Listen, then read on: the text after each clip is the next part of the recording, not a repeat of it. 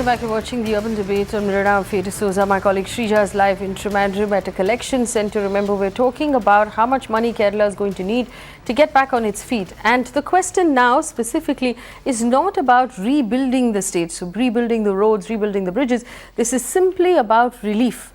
So the 2,600 crore rupees that the Kerala government says it's going to need immediately is for relief, not rehabilitation.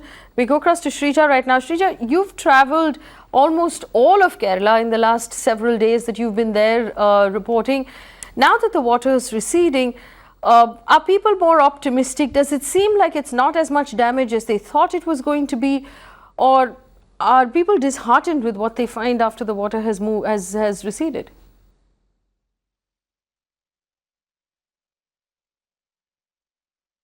Well, Faye, I'm standing right now at one of the collection centres. This is in Tampanur, Trivandrum is what we have been told right now. And this is what you're seeing right behind me. Now, they are trying to pack and try and dispatch these materials, the food materials from sanitary napkins and also baby food. We see they are trying to dispatch it to nearby districts like Alappuzha, Ernakulam district. But remember, there is a bigger issue over here, even though, like you pointed out, you just did question by the fact, are they more optimistic? Yes, we can clearly see the collection centers are more optimistic. You can see that hundreds and thousands of volunteers are here at hand. They are the ones who are trying to pack these and send especially to certain locations to ensure the relief camp gets enough food. But remember, what we are looking at especially is, in fact, there are several relief camps that are not getting necessary stuff.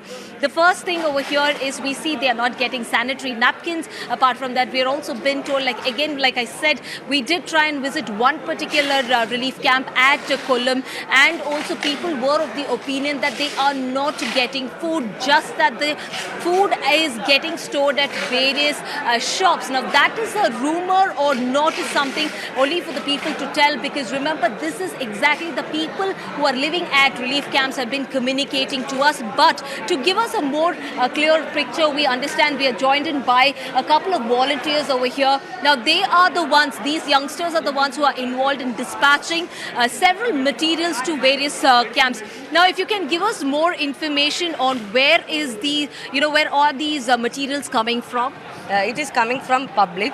They are providing various NGOs, civic people. We know we are going through a crisis now. So we all, the Keralites all together, we are like giving it all of the stationaries for the masking tapes or chart papers. Or whatever markers, whatever we require, like they contribute for us. Like and mainly NGOs, like various NGOs and the residential people. Whatever requirements we have, we update through the social media. Social media is playing a very big role here.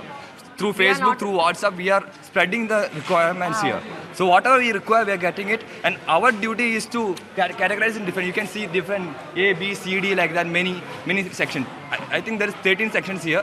And I'm having medicine section. If you want, you can see the thing. So whatever we're getting, we're categorizing it. And we are sending it to the requirements. We don't accept. Now, coming to you, what are you running short of? Or what is the demand that you're getting? actually food products like baby towel, oats, then rice, then mosquito oil, ready to eat items. These are the shortage which we are suffering now. But still, many cleaning items also. Cleaning items, because many of the things are coming now, but still we are in shortage of that items only. And then where are you sending these items, the food items or be it any essentials? Where are you dispatching it to? We are dispatching it to various camps. Where are these camps? Where are these camps? Different places. That is different places. Other districts like Thrissur, Chenganur, Idukki, Palakkad, Pathanamthitta, Changanasheri. Yeah, so okay, fine. So you're sending it to Pathanamthitta as well. But do you want to comment on the fact when we tried getting in touch with the people at relief camps, they said they're not getting enough materials? these questions you have to ask to sub-collector. Because only our duty is to sort and pack and just we'll dispatch. Other things we don't. We are not aware of it. So if you want ask these types of you have to ask sub-collector. Coming to you now, can you tell us, give us a clear picture about, you just did point to the fact it's going to Pattanam, Thitta. Now, which are the areas that you all focused on? See, the thing is that we are focused in every place. Where the flood is coming affected, we are supplying for every district, not in a particular place, or we are not specifying for a particular place. If some places comes more requirement, we will send more items there. Not only on a specific place. We are supplying entire, whichever the district is under this flood relief, we are sending there. Okay. So there is no specific point in that. Can you at least give us a clarity on, like, you know, you are saying Right, you're Shrija. dispatching it from here. I'm sure you'll have a list where it is going, which really... That's all details is under the collector. This is under the collector, so they can Yes. give All you right, clear picture. Shrija, there are reporter on the Well, ground. Faye, people Yes. over here, volunteers are trying to give us a clarity that... Yes.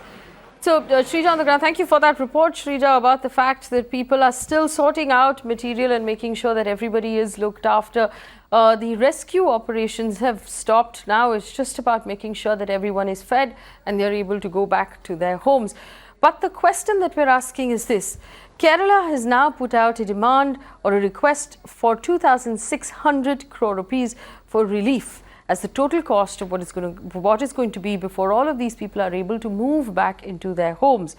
Now, the central government has given 600 crore rupees as an immediate relief. But in the meantime, we know that various international governments have offered altogether 770 crore rupees. Kerala currently has a shortfall that they now say the central government should release, or they should be allowed to take money from the international community.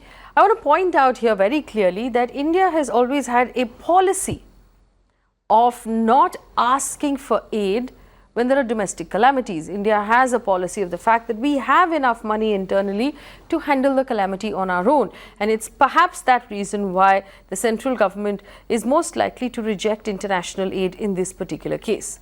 Joining me on the show, Rajan Samuel is the Managing Director of Habitat for Humanity. Sheelkant Sharma is a former diplomat. Olinda Shekar is an advocate with the Supreme Court supporting the central government here. Liz Matthew is the Associate Editor of the Indian Express. And we also have Somesh, who joins us from Anbodu Kochi from Kerala at this point. I welcome all of you to this conversation. I'm going to start with Mr. Sharma. Sheelkant Sharma is a former diplomat. Mr. Sharma, do you believe that the government of India ought to, at this point, by policy, reject offers of foreign or international aid from the UAE and Qatar and other countries?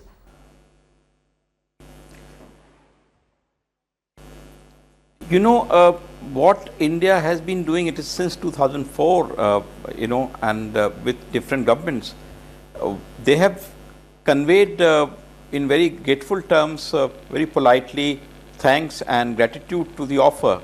And they've said that when we need it, if we need it, we'll come back to you. So this is the way in which diplomatically they have responded. I think to term it as a rejection outright is not presenting the correct picture.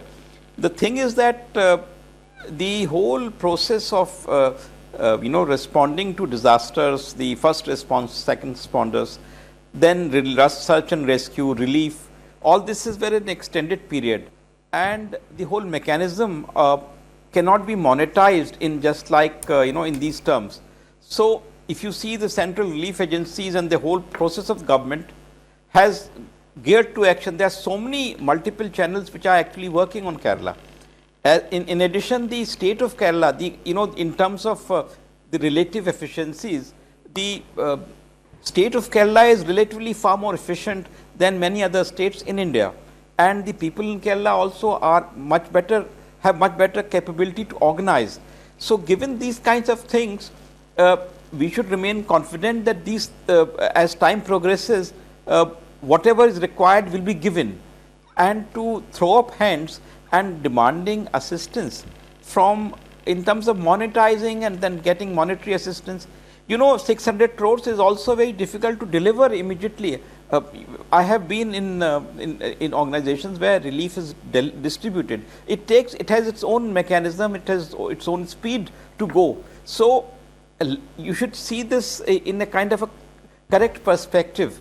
And the National Disaster Relief Organization, which has been now in operation for an extended period, then our services, they all have ideas how to go about it. So, as someone said earlier in your program, that a figure could be just a notional or guess estimate, and let's not just exaggerate it to cover everything else. Let's look at what is to be done. Then India gets assistance from NRIs. NGOs assistance is also through the approved routes is permitted. Then the UN agencies also come into picture, and India has no problem with the UN agencies in the course of this thing. So there is a kind of disasters for a country like ours. We are not strangers to it, and there has been a whole process. So this is the entire gamut of things in which you have to place India's policy, and that policy evolved after the experience. There are two main reasons. One is that if you accept from one and don't accept from another, it creates unnecessary fracas. So you have to have a uniform policy. Second, actually in the 1990s, there were cases when our government were doing very well, and they were doing immediate assistance in case of earthquake. For instance, take the earthquake in Bhaloch in Gujarat, and the kind of the relief operations, the assistance, the whole reconstruction was very smoothly done. They created a hospital in 2 years' time. But some countries who were giving assistance, they wanted to monitor. Now, so that goes another step further. And to cut short all this, the best way is that if we need, we will come to you. Thank you very much. We are grateful to you. This is the polite response. It doesn't mean anywhere any sense of arrogance on the part of government. Very well said. Very clearly put. The sensitivity is directed towards the people. Yes, very clearly put by Shilkant Sharma, former diplomat, who says there are two reasons. Towards the people, There are two reasons. One is to create a uniform policy across all nations, so we're not taking from one and rejecting from the other. Secondly, if you take funds from one particular country, what will they want in return? Anything from monitoring to otherwise. But I do want to understand how the people of Kerala feel about this. Sumesh is on the ground right now. Sumesh, I know that, and a lot of the time we've spent here on the channel trying to clarify this sort of WhatsApp information that riles up people's emotions. But is there a reaction on the ground to this information? We know the Kerala Chief Minister has made a statement as well. How do people of Kerala feel about this? Few days after this news has come out about the fund, the aid amount, there has been a lot of conversations happening in all the groups. Wherever we meet up, wherever we meet up the people also, or the camps wherever we visited, everyone is apprehensive because the damage has been quite extensive. Especially in the Ernakulam district, it's been quite extensive, and people are looking forward to funds because only a very small segment can take the money out from their own pocket and do this kind of renovation work on their homes. Others will have tough time. Many people have lost their houses completely. Whatever houses that has been flooded, it will take a long time for them to clean up, and as you have already read many times, that they have to do re-electrification, they have to do whole lot of things to get back into normalcy, and they were all expecting a good amount of funds to come. If the funds are low, and if the government is going to spend that much less on to the people. Even though Kerala is a small state, it has got a huge population. So, and a huge lot of people have been affected. So, the relief fund is definitely a question here. But again, the question is how, even if this fund comes through, how is it going to be spent? See, I don't want to drag this conversation into previous instances, but if you look at the track record that the state has, I don't think it is a very good track record on spending the money that has been received as well. So you have to look at both the sides. Yes. But that is where I think that is where the non-governmental organizations can come in and do a lot of things. See, But Rajan, like let me bring Rajan Samuel in. With Habitat for Humanity, what is your estimate? And you can look at me. What is your estimate, Rajan Saab, about what the cost is going to be on the ground? How much do you think that this 2,600 crore rupees, in Nalin Kohli's words, is guesswork? Is it going to be more? Or is it going to be less? It's going to be more. It's going to be more. Yeah, Why do you we say got that? a ground report at 8 o'clock this Okay. evening.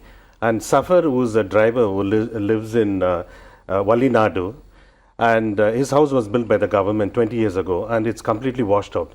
And we are looking at, let me put this in perspective, we are looking at 1 million houses which have been damaged, out of which 400,000, 40% are low-income families.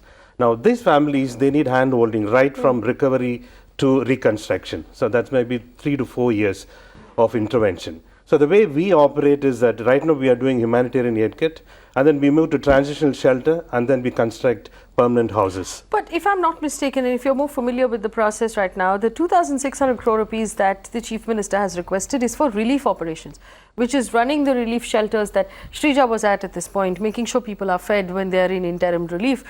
But reconstruction would come from other sources. Right. So if we only look at relief at this point, would 2,600 crores roughly, in your opinion, cover it, or would it just be guesswork? It's a guesswork. I think, it's too early because we're just out of the rescue mode. I would think that, we need about 6,000 to 7,000 crores to do the first phase of operation. Okay, and what would the first phase of operation entail? That's basically relief, Okay. food and non-food items given to, almost this 1 million people who have been affected. So 1 million people who've been displaced by this flood, who are currently in shelters, who are currently not in their homes, either because their homes are washed away or their homes are not habitable at this point, need to be looked after, they need to be fed, they need to be given water, they need to be given sanitation, need to be given medicines. And you believe it's going to cost 6,000 crore rupees? Okay. Liz Matthew, Associate Editor with the Indian Express. Ms. Matthew, where do you stand on this matter? And I want to be able to clarify it for our audience, because a lot of this is also emotion at this point. But where do you stand on the matter of, first of all, the Indian government rejecting or possibly rejecting foreign aid and only releasing 600 crore rupees themselves?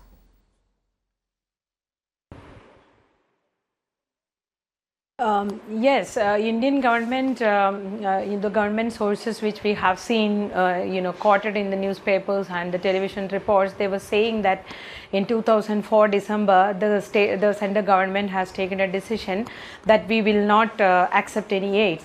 But just like today, Kerala Chief Minister told me in an interview that first we should consider the intensity of the calamity, and also India's relation, especially Kerala's relationship with UAE. The matter is now zeroed down to the assistance from UAE. Because it is 700 crores, it is more than what the central government has already released for the state government. So it is obviously, it is an embarrassment for the central government, although the government and the minister say that it is in the initial amount, and more funds will be released and more money will be allocated as and when the state needs and start the rehabilitation work.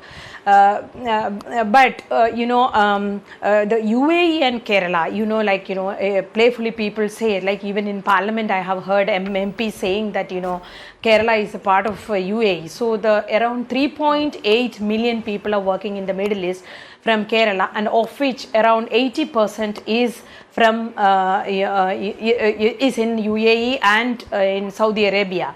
So it is like now you can see in UAE there are workers from Egypt and other places.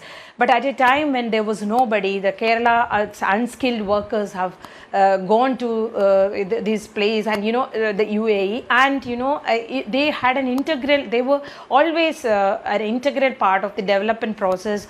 And now that UAE is a developed country, and the rulers there always, like, they have also underlined this fact that the kind of bonding the state and this nation has. So the Kerala government cites that. More than that, besides that, the Kerala, the finance minister today said that the disaster management policy, the chapter 9 has a section on the accepting international aid. If it is a severe calamity, it says that according to the finance minister, that it says that the country can accept the aids. There is no hard rule on that. There is that you cannot accept the aids, like the person, Right. the ex-diplomat who had spoken before me, he also pointed out that there is no hard and fast rule on this. You can make Yes, it's not a hard policy. That is true. I mean, at the same. Yes, it's not a hard policy, that is true. And we also have a tweet that's come out from Thomas Isaac. Just one second. Forgive me. Thomas Isaac, who is the finance minister of Kerala, has put out a tweet as well. And it says, and I read out verbatim, the National Disaster Management Plan, Chapter 9 on international cooperation accepts that in time of severe calamity, voluntary aid given by a foreign government can be accepted. If the union government chooses to adopt a negative stance towards the offer made by the UAE government, they should compensate Kerala. He goes on in a second tweet to say, we've asked the union government for financial support of 2,000 crore rupees. They grant us precious 600 crore rupees. Now, my team is just double verifying this, and we're trying to get in touch with Mr. Thomas Isaac for a confirmation and a comment on what he wants to say, if this is really the official stand of the government of Kerala. But I just want to take this to Olinda Shekar, who's an advocate with the Supreme Court. Olinda, if there's no hard and fast policy, it does then wind up with the foreign affairs of the government to make this decision. Certainly, it's not a specific policy, but as we all are aware that from 2004 onwards, the Indian government is taking a stand that whenever this country has witnessed any such crisis or calamities, this country has shown their own resilience power, and they have come out on their own. So similarly, here also, government has already indicated his gratitude toward all the other countries whosoever want to provide any financial assistance. But at the same time, as per our precedent or as per our practice, we have not accepted any such foreign assistance directly from any country. So that is why at this juncture, though Government of India has not as of now has given any final indication in black and white, but certainly the precedents also indicate, and moreover we all are also very much sure that huge number of diaspora from Kerala live outside this very state, and all those people are very much associated and very much concerned. And I must tell you one example, that even Attorney General of a country has also given 1 crore toward the Kerala for the relief purpose. So all the people are very much concerned, and about the financial aspect or about the requirement of money, I think Indian government has already given 600 crores, and as and when the need would arise, certainly everybody is watching how things are moving, and certainly everybody will come as and when the time would require. So I think only by accepting any aid from the foreign country, I think it's not a proper thing to discuss at this juncture, because it's a policy decision. If Government of India has taken any conscious call or even considering to take any conscious call, then it's their discretion.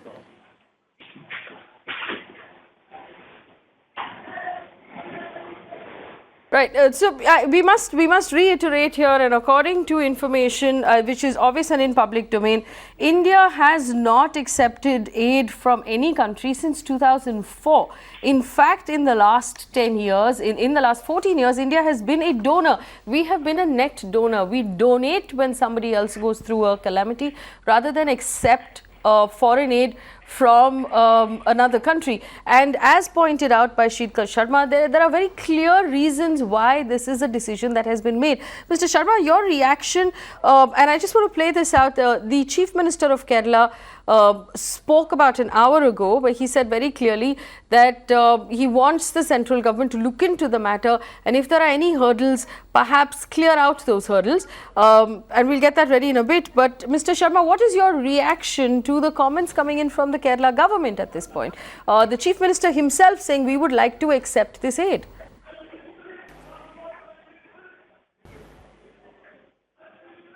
Well, you know, the tragedy is immense. It is an extraordinary, tragedy which has struck Kerala. So, what is coming out from them, one has to understand in terms of the intensity of their feeling, and you have to see that in that perspective. One really cannot be sit in judgment into what they are saying, because they are the people on the ground who are feeling this calamity. Now, but our country's practice and our experience is that both central and state governments work in tandem, and the services which are involved, they are all attuned to this. And so in terms of policy, like for instance, the political party which is ruling in Kerala might have been part of the government in 2004 in center also, when it was decided, or the central government then had a different coalition. So if it was a policy, they could have had a different view. But all that is policy formulation. At the moment, we have the emergent situation, the exigency of the immediate need is most important. So that's where the response, that's where the response comes. And in that response, whatever I read in newspapers and whatever you have been actually in the news media, you have been propagating, is the utmost concern of the whole country about Kerala. It is on top of the priority, and the relief assistance coming from Indian people and people abroad, our NRIs and the NGOs, they are all sort of focused on Kerala. So I think that is the sense which we should convey to our brothers and sisters in Kerala, that this is what the whole nation is standing with them. This aspect of one particular country giving help and all that, it is best left to the government of in the center, because that's their prerogative according to distribution of the Business of India rules. They will decide what to do. For instance, take an example. For instance, if a particular district or particular small region of Kerala hypothetically were to be offered assistance directly by a foreign country, then would the state government accept it, or how will they react to it? Because this is how governments work. Governments have responsibility for the whole of their domain, and so they are working in that context. So I think to me, we have to see this external aid in the right perspective. Right. And Mr. Sharma, do you believe that the central government ought to have released more money to Kerala?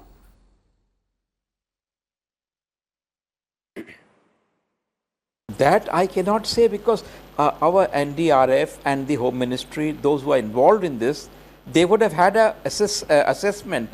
And when relief is given, it has to be delivered. So it is the exact amount which has to be delivered. Now, how can you deliver and how do they deliver this kind of an assistance is up to them. We are sitting outside the framework.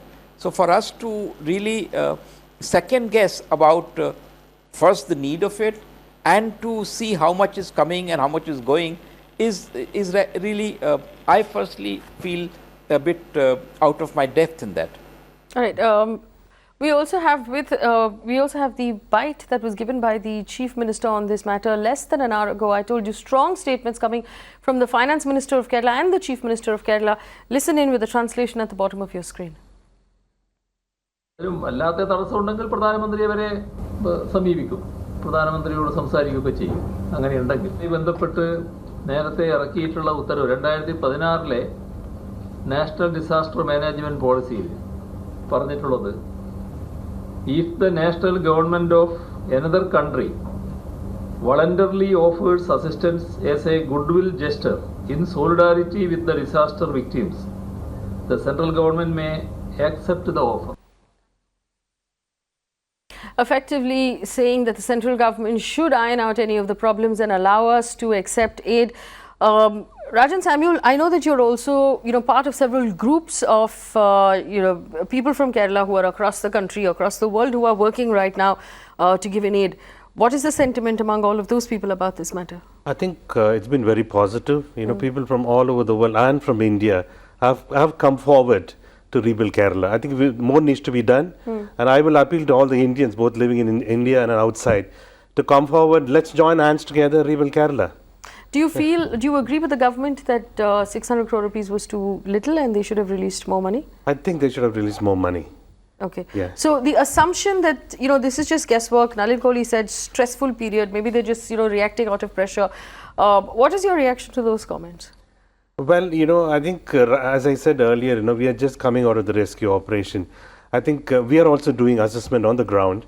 I think in the next few days, we'll know exactly what is the extent of damage and how much money would you need exactly to do phase 1, phase 2 and phase 3. Olinda Shekar, there is one argument that will say that if the government on its foreign policy has decided not to accept the aid, that's well and good within the purview of the government. Shouldn't the government of India then release more money? Why leave it up to the people of Kerala, the NRIs, other citizens in the country to help put the state back together? We are all doing our bit, everybody is making donations, but it does seem like the government of India is pinching its pennies at this point. Why is that? See, we must appreciate that whole country and even this government is also very serious. And that is why even Prime Minister, Home Minister and all the senior officers and political stalwarts have visited the states and have personally seen what is the ground reality. And the money, whatsoever they have released at this juncture, first and foremost, I must say that the proper utilization of money is also a first and foremost concern for all of us, because right now money is coming from all quarters and they are saying that we need much more money, but at the same time whatsoever money which have been given to them, what is the ground reality, how effectively they are being utilized on the ground. So all these things has to be taken into account. And regarding all other requirement, government hasn't said that we are not we will not provide any assistance, or we will not see this very state anymore. We all are very serious, we all are watching all these issues, but right now at this juncture, why we are discussing about money and the quantum of money, right now we must give more emphasis that how we can reconstruct the whole state, because right now more and more electricians this state would be requiring, more and more laborers, more and more doctors. So human assistance, I think Olinda Shekar, first of all, let me point out to you, the state does not need more doctors. We have spoken, in fact, to the people on the ground. There are enough doctors on the ground. Doctors have flown in from other states. I don't know where you're picking up this information about the fact that the state needs electricians. I hope you haven't picked it up from a WhatsApp message, because we have proven that WhatsApp message was entirely false and nobody should believe what was circulating on that WhatsApp message. Now, if you're saying how are we should focus on how we're going to rebuild the state, we're not going to rebuild it for free, that's for sure. We will need money to rebuild the state. We will need money to feed and clothe these people. Is the plan that they should be fed and clothed entirely from donations from other Indians and from civilian donations?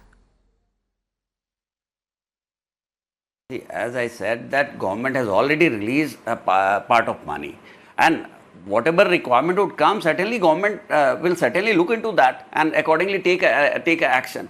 But simultaneously, all other avenues are also very much open at this juncture. So right now, only the assistance from a foreign country is why we are discussing at this juncture, because that is not the main concern. Right now, we are more concerned about that how we can build this very state, and all the resources whatsoever we have at this juncture, how we can utilize all those resources effectively and properly. And that, I think, is the more So let me explain the question to you one more time. The government of Kerala has come out officially, Finance Minister and Chief Minister, and said they need 2,600 crores immediately to rehabilitate and to provide relief. The government of India has released 600 crore rupees. Counting all of the other releases that have come from state governments, Kerala still has a shortfall of about 1,793 crore rupees. Now, here is the UAE offering to give 700 crore rupees. The Indian government has said no, which is fine. But don't you believe then if you're going to say no to the UAE, that amount could be made good by the Indian government? See, right now I am not supposed to make any comment about the UAE, but I must say that such calamities India has already seen in the past. In 2014, we have seen the calamities which took place in Kashmir, before that in Uttaranchal. So such thing has already taken place in the past. And we have personal experience, and even government of India is also very much serious, and they have expertise and they have seen all those things. And that is why, as I said, that right now they have already released the money. All the senior officers, Prime Minister himself has visited the site, and whatsoever requirement would come, certainly the government will certainly look into that. Right. I have Vineet Rubin on the phone line from Mumbai. Vineet Rubin, go ahead. Yes. I just wanted to state that आपने ज्या उपभोक्ताला call केला आहे. Well, Vineet Rubin seems to have put us on hold. Vineet, are you still there? Okay, all right. We're going to see if we can get back to him. But we're getting some messages right now from the fact that the government has, Balindu, you said, and some of the things that you said might offend some people from Kerala, where you said India has seen this sort of calamity in the past. Nobody, doubts that we have seen this sort of calamity in the past. But we've also released money for statues with far greater ease than we have released money for this calamity. Why is that? Pardon, can you repeat your question? Yes. As a country, we have allocated and released money for statues with far greater ease than we have released money for this calamity. Why is that?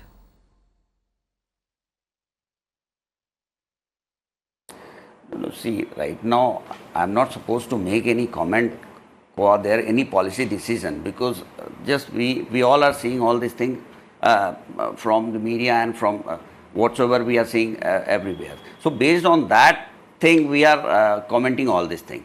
And if government has taken any call, there must be some cogent reason, and based on some documentary facts and the ground realities. So we should not merely negate the stand taken by a government of India merely on the basis that a state is saying something else and a government of India's stand is something else. So we should not negate simply on that. But at the same time and again I am saying that government of India is also very serious and giving all the needful attention for this very state, for reconstruction of the entire losses and entire calamities which has taken place. And certainly government will certainly look into that and will provide all possible help to rebuild this very state. Last response from Sumesh, who's on the ground with Anbodu Kochi. Sumesh, you've heard all of the arguments. What's your response? In Kerala, what's your response? My only thing to say is that the person who's going back home, is going back to a completely destroyed house. He is not bothered where the money comes from. He wants his house back. He wants to start living with his family. He wants to get back to his work. He wants to continue living. His life needs to move on. While the argument goes on, who needs to give, what needs to give, how much needs to be given, the person on the ground needs a home. He needs a shelter. Nobody is talking about that. People are talking only about where the money is going to come, how it is going to come. Nobody is only talking about the person on the ground. He is going to come back to his house in the next 2-3 days, and he doesn't have a proper house to stay. Most of them used to say, whoever is going to come back. So these people need a proper setup, proper shelter to come back and stay. And if the funds are low, if the government is getting lower funds, that means lower the people love the lower strata of life. They're going to even lower funds. That means they're going to have a hell of a life in the coming days. Yes. Anto from Bangalore is on the phone line. Anto, go ahead, please. All right. We obviously seem to have some problem with our phone lines today, but in conclusion, this is where we are. And I want to put this out very clearly for anybody who's watching right now. This is where we are. We had taken a stand as a country. In fact, the then Prime Minister Manmohan Singh had taken a stand in 2004 that India as a country will not accept aid from foreign countries. because we have the ability to handle our domestic calamities on our own. This is a policy that India had adopted. We became, after 2004, instead of people who accept aid, we became those who gave aid. And this is basically a policy that has continued until now. There are a couple of reasons which Mr. Sharma explained very clearly. One is to have a uniform, sort of policy for all countries, so you're not accepting from one and not accepting from the other. Secondly, what would the countries ask for in return? Would they want to monitor how this money is spent? Would they want anything else? To avoid all of that, India normally looks after itself. It also, perhaps in some cases, has taken aid from the UN or from the World Bank, but not from specific individual countries. That is where we stand at this point. So you will get a lot of WhatsApp messages riling up emotion about the fact that why has India said no to the UAE? Officially, the no has not gone out yet, but this is what the policy is. And if the country were to decide to say no, it would be in line with policy of the last 14 years. Now, the second question that we're asking is what happens to the shortfall of 1,633 crore rupees according to the Kerala government for relief? Where is that money going to come from? Now, this is a shortfall after we've counted everything that has come in from all of the state governments and the money that the Kerala government has received from the centre. Remember, people are donating to the CM's relief fund and that should help in some way, but 1,600 crore rupees might be a tough number to bridge. We're going to keep a close eye on where that money is going to come from and how Kerala is going to rebuild itself. But on Mirror Now, we've been getting you stories of heroes who've relentlessly been helping those who are stranded. Here are more heroes that we want to acknowledge as Kerala continues to find its feet. In Ernakulam, Srinivasan's pregnant wife Amita needed to be taken to the hospital. He was unable to take her because of 5 feet of water surrounding their house. It was the army that came to the rescue. They improvised a stretcher made out of charpoy and saris. Amita was taken in the Indian Army truck to the hospital and she gave birth to a healthy baby boy that day. A few days ago, the pregnant lady Sajita Jabil was airlifted, you'll remember, in Kerala by the Indian Navy when she was going into labour, gave birth to a baby boy. Yesterday, the Navy officers were part of that rescue op and flew that sortie. In fact, visited her in the hospital to inquire about the mother and the baby's health. There you can see, Captain. You can see all of those Navy officers there paying her a visit to make sure she's okay. The weather conditions were very bad, still the pilots were extremely good. They managed to land come over the building, and I was winched down and I saw the patient, and the patient was stable, and I had to examine her and ensure that she is safe for evacuation. The only thing is she had leaking PV. We got a SOS call of a medical emergency in which Sajita was, we were told that there's a lady who's pregnant and her water has broken, and she's in labor and she needs to be picked up. Knowing the situation after having flown extensively over the areas, we knew this situation was really grim, and had we not picked her up in time, it could have led to a very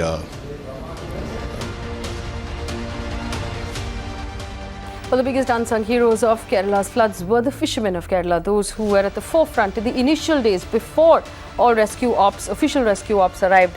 Now, these Kerala fishermen have been saving people before the professionals arrived. One such story emerged from Neendakara harbour in Kollam district, where the fishermen did their bit to rescue people stuck in affected areas. These are the fishermen on your screen who are responsible for saving many, many lives. ഇഞ്ചനിൽ വള്ളി ചുറ്റിയിട്ട് ഇഞ്ചൻ പൊക്കാൻ നേരത്തേക്ക് ഒരാൾ മരവെള്ളി പിടിവള്ളി പിടിച്ചിട്ട് വിട്ടതും ഞാൻ ഇഞ്ചൻ പൊക്കി ഇങ്ങനെ തല പൊക്കി ഇങ്ങനെ ഇഞ്ചൻ പൊങ്ങുന്ന സമയത്തായിരുന്നു പുള്ളിയുടെ പിടി വിട്ടുപോയത്. അതിൽ അടിയൊഴുക്ക് അങ്ങനെ ഒന്ന് അടിച്ച് 4 തയ്യലുണ്ടായിരുന്നു. അപ്പോൾ ഞാനത് 8-8:30 സംഭവം നടന്നത്. ഞാൻ വിചാരിച്ചു നമുക്ക് ഇത് കുഴപ്പമൊന്നുമില്ല, ചോര വാർന്നുകൊണ്ടിരിക്കുക, അപ്പം നമുക്ക് പിന്നെ പോയി ചെയ്യാം. അപ്പോൾ ഒരു മേഖലയിൽ 10-200 മീറ്ററോളം ചുറ്റുള്ളതാണ് ഭാഗങ്ങൾ. അപ്പോൾ അവരുടെ അടുത്ത് പോകുമ്പോൾ പറയും ഞങ്ങൾ ഈ ഭാഗത്ത് കയറ്റിയാൽ മതി. അപ്പോൾ അടുത്താണ് പറയുമ്പോൾ ഒരു 50 മീറ്ററിന് നീളമുണ്ട്. അപ്പോൾ അവിടെ ആൾക്കാരെ കയറ്റാൻ അത് മൊത്തം കാലിയാക്കിയിട്ട് ഞങ്ങൾ ക്യാമ്പിൽ വരത്തുള്ളൂ. ക്യാമ്പിൽ ഒന്ന് 9:30 ആയപ്പോഴാണ് മരുന്ന് വയ്ക്കാൻ പോയി. നോക്കിയപ്പോൾ 4 തയ്യൽ. Well, if you weren't able to catch all of that, he basically said that while he was rescuing someone, he hit his head and he had a bad cut that was bleeding. He bandaged it. He covered his head with a plastic bag, with a polythene bag to keep the rain out, but continued to rescue people. The boats have also been used to deliver food and water to those who were stranded and to save many, many lives. As Kerala picks up the pieces, we thank the Navy, the Army, the Air Force, the Coast Guard, the NDRF and the citizens of Kerala for coming in to save everyone who was in distress. That's a wrap on Urban Debate. Thanks for watching.